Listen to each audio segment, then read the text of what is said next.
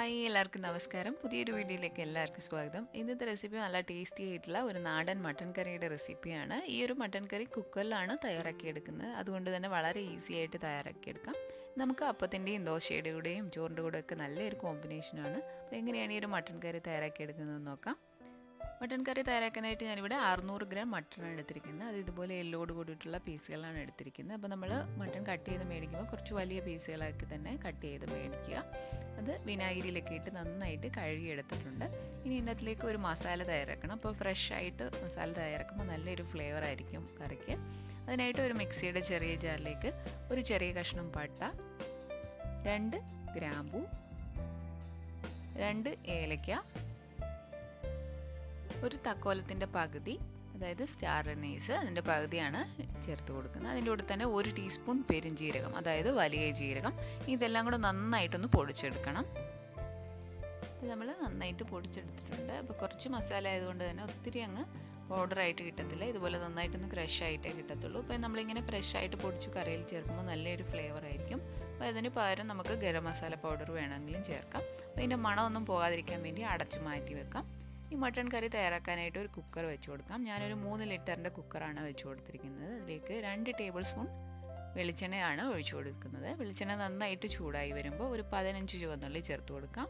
അപ്പോൾ ചെറിയ ചുവന്നുള്ളി ആണെങ്കിൽ ഒരു 20 എണ്ണം വരെ അരിഞ്ഞത് ചേർത്ത് കൊടുക്കാം. അതിനുശേഷം വലിയൊരു സവാള അരിഞ്ഞതും കൂടെ ചേർത്തതിന് ശേഷം ഈ ഉള്ളി ഒന്ന് നന്നായിട്ട് വഴറ്റിയെടുക്കണം. അതിനായിട്ട് 1/2 ടീസ്പൂൺ ഉപ്പും കൂടെ ചേർത്തിട്ട് നന്നായിട്ട് ഈ ഒരു ഉള്ളി നന്നായിട്ടൊരു ബ്രൗൺ കളർ ആകുന്നിടം വരെ നന്നായിട്ടൊന്ന് ഇളക്കി വഴറ്റിയെടുക്കണം. അപ്പോൾ ഒത്തിരി അങ്ങ് ഹൈ ഫ്ലെയിമിലിടാതെ ഒരു മീഡിയം ഫ്ലെയിമിലിട്ട് പതുക്കെ നന്നായിട്ട് വഴറ്റിയെടുക്കുക. അല്ലെങ്കിൽ ഈ കുക്കറിൻ്റെ അടിയിലൊക്കെ കരിഞ്ഞു പിടിക്കാൻ ചാൻസ് ഉണ്ട്. അതുപോലെ തന്നെ ഉള്ളിയൊക്കെ വഴറ്റിയെടുക്കുമ്പോൾ ഒത്തിരി ഹൈ ഫ്ലെയിമിലിടാതെ ഒരു മീഡിയം ഫ്ലെയിമിലിട്ട് നന്നായിട്ട് വഴറ്റിയെടുക്കുക. ഒത്തിരി ഹൈ ഫ്ലെയിമിലിട്ട് ഇത് കരിഞ്ഞ് പിടിച്ചിട്ട് കറിയുടെയൊക്കെ ടേസ്റ്റ് മാറിപ്പോവും. ഇപ്പോൾ ഉള്ളിയൊക്കെ നന്നായിട്ട് വഴറ്റിയെടുത്തിട്ടുണ്ട്. ഇതിനകത്തിലേക്ക് 1 ടേബിൾ സ്പൂൺ ഇഞ്ചി വെളുത്തുള്ളി പേസ്റ്റാണ് ചേർത്ത് കൊടുക്കുന്നത്. അതിൻ്റെ കൂടെ തന്നെ 2 പച്ചമുളക് അരിഞ്ഞതും കുറച്ച് കറിവേപ്പിലയും കൂടെ ചേർത്ത് കൊടുക്കുക. അപ്പം ഈ ഒരു ഇഞ്ചി വെളുത്തുള്ളി പേസ്റ്റിന് പകരം ഒരു മീഡിയം സൈസ് ഇഞ്ചി അരിഞ്ഞതും 8 വെളുത്തുള്ളി അരിഞ്ഞതും കൂടെ ചേർത്ത് കൊടുത്താലും മതി.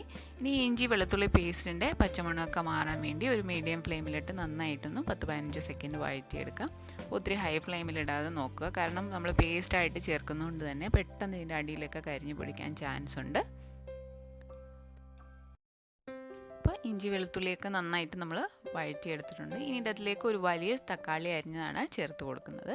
തക്കാളി അരിഞ്ഞത് ചേർത്ത് കൊടുത്തതിന് ശേഷം ഈ തക്കാളി നന്നായിട്ടൊന്ന് വഴറ്റി നന്നായിട്ടൊന്ന് വെന്തുടഞ്ഞ് വരണം. അതുവരെ നന്നായിട്ടൊന്ന് വഴറ്റിയെടുക്കാം.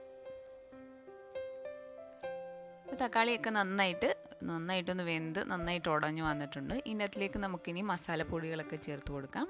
ആദ്യം ചേർത്ത് കൊടുക്കുന്നത് 2 ടീസ്പൂൺ മുളക് പൊടിയാണ്. അപ്പോൾ ഇത് അധികം എരിയില്ലാത്ത മുളക് പൊടിയാണ്. അപ്പോൾ നിങ്ങൾ ചേർക്കുമ്പോൾ 1 ടീസ്പൂൺ സാദാ മുളക് പൊടിയും 1 ടീസ്പൂൺ കശ്മീരി മുളക് പൊടിയും കൂടെ ചേർത്ത് കൊടുത്താൽ മതി.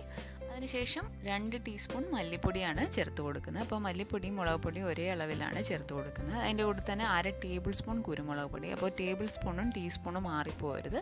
അടുത്ത ചേർത്ത് കൊടുക്കുന്ന 1/2 ടീസ്പൂൺ മഞ്ഞൾപ്പൊടിയാണ്. ഇനി നമ്മൾ നേരത്തെ പൊടിച്ച് വെച്ചിരിക്കുന്ന മസാലപ്പൊടി ചേർത്ത് കൊടുക്കുക. അല്ലെങ്കിൽ 1 ടീസ്പൂൺ ഗരം മസാലപ്പൊടി ചേർത്ത് കൊടുക്കുക. ഇനി ഈ മസാലയെല്ലാം കൂടെ ഒരു ലോ ഫ്ലെയിമിലിട്ട് കുറച്ച് നേരം ഒന്ന് അതിൻ്റെ ആ പച്ചമണമൊക്കെ ഒന്ന് മാറാൻ വേണ്ടി നന്നായിട്ടൊന്ന് ഇളക്കി ഒന്ന് വഴറ്റിയെടുക്കാം. അപ്പോൾ നമ്മൾ ആദ്യം തക്കാളിയും സവാളയും എല്ലാം വഴറ്റിയതിൻ്റെ കൂടെ ചേർത്തിട്ടാണ് ഈ ഒരു മസാലയും വഴറ്റിയെടുക്കുന്നത്. ഒത്തിരി നേരം വഴറ്റേണ്ട ആവശ്യമില്ല, കുറച്ച് നേരം മതി. ഇനി ഈ മസാലയൊന്നും കരിഞ്ഞു പോകാതെ പെട്ടെന്ന് തന്നെ ഒരു 1/2 കപ്പ് വെള്ളം കൂടെ ചേർത്തിട്ട് നന്നായിട്ടൊന്ന് മിക്സ് ചെയ്യുക. നമ്മൾ വെള്ളം ഒഴിച്ച് കഴിയുമ്പോൾ പെട്ടെന്ന് തന്നെ ഈ മസാലയൊക്കെ നന്നായിട്ട് കുറുകി വരും. അപ്പോൾ ഒത്തിരി ഹൈ ഫ്ലെയിമിലിടാതെ ഒരു മീഡിയം ഫ്ലെയിമിലിട്ടിട്ട് പെട്ടെന്ന് തന്നെ നന്നായിട്ടൊന്ന് മിക്സ് ചെയ്തെടുക്കുക. ഇനി ഇതിനകത്തിലേക്ക് നമ്മൾ കഴുകി വൃത്തിയാക്കി വെച്ചിരിക്കുന്ന 600 ഗ്രാം മട്ടൺ ഇതിനകത്തിലേക്ക് ചേർത്ത് കൊടുക്കാം. അതുപോലെ തന്നെ മട്ടൺ ചേർക്കുമ്പോൾ തീ ലോ ഫ്ലെയിമിലേക്ക് ആക്കിയിട്ട് വേണം മട്ടൺ ചേർത്ത് കൊടുക്കുക. അല്ലെങ്കിൽ ചിലപ്പോൾ മസാലയൊക്കെ അടിയിലൊക്കെ കരിഞ്ഞു പിടിക്കാൻ ചാൻസ് ഉണ്ട്. ഇനി ഈ മട്ടൺ ചേർത്തിട്ട് ഈ മസാലയെല്ലാം നന്നായിട്ട് ആ മട്ടണിനെ പിടിക്കുന്നേരം വരെ നന്നായിട്ടൊന്ന് ഇളക്കി മിക്സ് ചെയ്ത് എടുക്കാം. അപ്പോൾ മസാലയൊക്കെ നന്നായിട്ട് ആ മട്ടനെ പിടിച്ചിട്ടുണ്ട്. ഇനി ഈ മട്ടൻ്റെ ആ ഒരു മണമൊക്കെ മാറാനും അതുപോലെ നല്ല സോഫ്റ്റ് ആകാനും വേണ്ടി 1 ടേബിൾ സ്പൂൺ നാരങ്ങ നീരും കൂടെ ഒഴിച്ചു കൊടുക്കാം. അതിനുശേഷം ഇതിനകത്തിലേക്ക് ചേർത്ത് കൊടുക്കുന്നത് 1/4 കപ്പ് വെള്ളമാണ്. അപ്പോൾ നമ്മൾ മസാല ചേർത്തപ്പോൾ ഒരു 1/2 കപ്പ് വെള്ളം ചേർത്തിട്ടുണ്ടായിരുന്നു. അപ്പോൾ അതിനുശേഷം ഒരു 1/4 കപ്പ് വെള്ളവും ആവശ്യത്തിന് ഉപ്പും കൂടെ ചേർത്തിട്ട് നന്നായിട്ടൊന്ന് മിക്സ് ചെയ്യാം. അതുപോലെ കുക്കറിലായതുകൊണ്ട് തന്നെ ഒത്തിരി അങ്ങ് വെള്ളം ഒഴിക്കേണ്ട ആവശ്യമില്ല, പെട്ടെന്ന് തന്നെ കുക്കായി കിട്ടും. ഇനി ഇത് നന്നായിട്ട് മിക്സ് ചെയ്തതിന് ശേഷം അടച്ചു വെച്ചിട്ട് ഒരു 6 മുതൽ 7 വിസിൽ വരെ നന്നായിട്ട് ഇതൊന്ന് വേവിച്ചെടുക്കണം. ഒരു മീഡിയം ഫ്ലെയിമിലിട്ട് 6 മുതൽ 7 വിസിൽ വരുന്നേരം വരെ ഇതൊന്ന് നന്നായിട്ട് വേവിച്ചെടുക്കാം. കുക്കറിനകത്ത് പ്രഷർ പോയതിന് ശേഷം വെയിറ്റ് മാറ്റിയിട്ട് നമുക്ക് തുറന്ന് നോക്കാം. ഇപ്പം മട്ടണൊക്കെ നന്നായിട്ട് വെന്ത് വന്നിട്ടുണ്ട്.